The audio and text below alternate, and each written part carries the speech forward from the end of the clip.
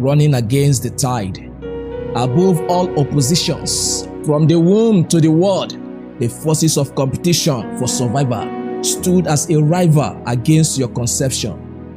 As long as the womb did not deliver a dead being, you can deliver your life dreams. Your will is the energy you need to pursue, and your courage is the confidence you need to keep going. Running against the tide, no matter how fast you run, without direction, you can only be far from your destination. And no matter how slow you run, with direction, you can be sure of your destination. In a journey to destination, situation must not take the place of direction. Hence, you can shine, yet you are not fine. You can be in haste and end up a waste. Situation comes with bitterness, but the end product is your betterness. The tide is an opposition to your destination. Can you withstand the roaring doubts, the raging fears? All of this you must overcome, for the tide flows with bitterness.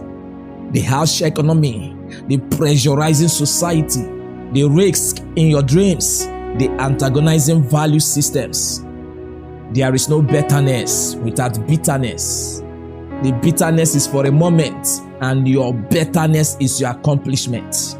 Every accomplishment comes with moments, the good and the bad, and they are called experience. This experience is what will make you an expert. Provided your experience couldn't inspire you, it can only expand you. Provided you keep running, the tide cannot stop you. Look beyond the moment. There is a betterment ahead. Do not wait to lean on anyone's feather to fly, or wait on anyone to become birds of a feather before you can fly. Anyone can be helpful to you, but no one determines your being successful except you. What you need to skate through the tide and get to your altitude is your attitude.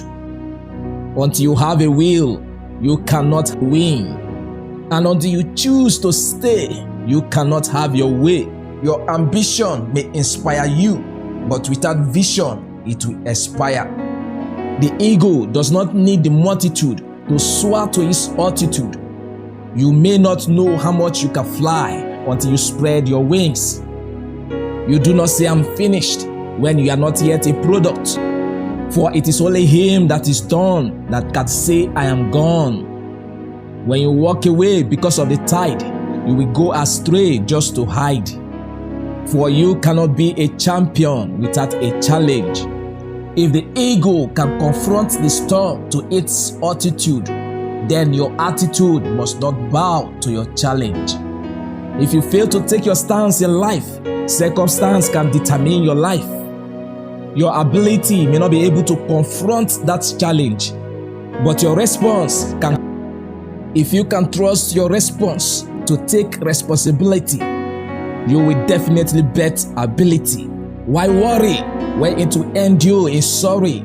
Channel that energy into thinking and stop sinking. Worry can only make you a liability, but thinking brings out the ability in you. Do not be destructive to your ability, but choose to be productive so you will not be a liability.